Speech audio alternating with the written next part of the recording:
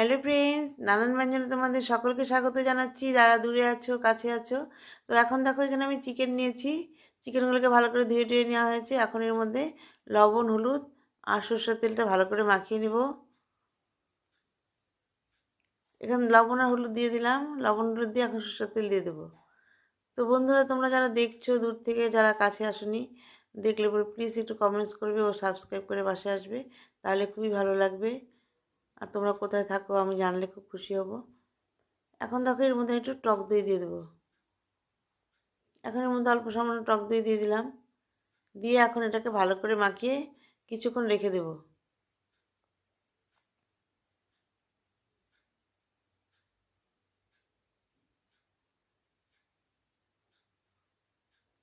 এখন এর মধ্যে আদা আর কাঁচা লঙ্কাটা আমি এখন পেস্ট করে নেব। এখন দেখো তেল গরম হয়ে গেছে। এখন এর মধ্যে ফোড়ন দিয়ে নিচ্ছি এলাচ, দারচিনি, লং আর জায়ফল দিয়ে একটু ভালো করে একটু ভেজে নিচ্ছি। ভেজে নিয়ে এখন এর মধ্যে তেজপাতা দিয়ে দেব।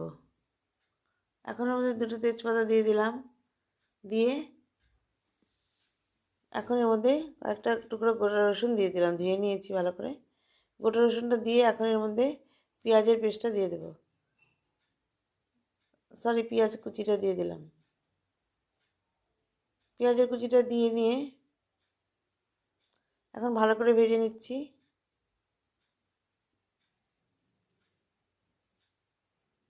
এবার ভালো করে ভেজে নিয়ে এখন এর মধ্যে পেঁয়াজের পেস্ট দিয়ে দেব। এখন এর মধ্যে পেঁয়াজের পেস্টটা দিয়ে দিলাম। পেঁয়াজের পেস্টটা দিয়ে ভালো করে এখন ভেজে নেব। এবার ভালো করে ভেজে নিয়ে এখন এর মধ্যে আদা আর কাঁচা লঙ্কা পেস্টটা দিয়ে দিলাম। আদা কাঁচা লঙ্কা পেস্টটা দিয়ে ভালো করে ভেজে নিচ্ছি। এখন এর মধ্যে রসুনের পেস্টটা দিয়ে দিলাম। রসুনের পেস্টটা দিয়ে সব মশলাগুলোকে এখন ভালো করে ভেজে নেব।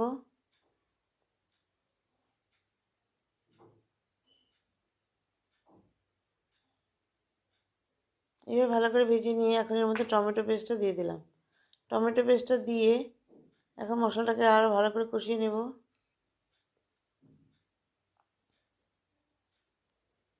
এবার ভালো করে কষিয়ে নিয়ে এখন এর মধ্যে লবণ আর হলুদ দিয়ে দিচ্ছি। লবণ হলুদ দিয়ে ভালো করে এবার মিশিয়ে নিচ্ছি।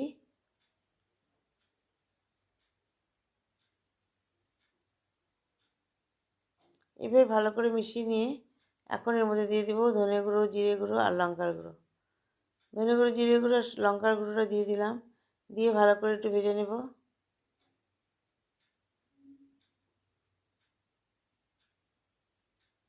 এবার ভালো করে মশলাটাকে কষিয়ে নিচ্ছি ভালো করে।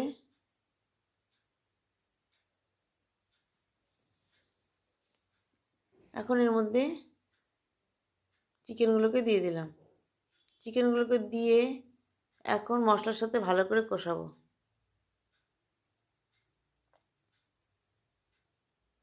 এখন এইভাবে অনেকক্ষণ ধরে কষিয়ে কষিয়ে নিব। এখন ঢেকে দিচ্ছি।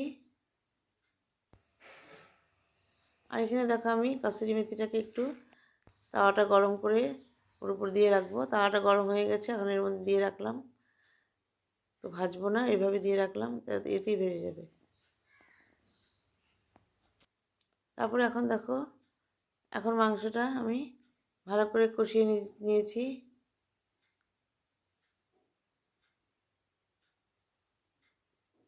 এভাবে ভালো করে কষিয়ে নিয়ে এখন এর মধ্যে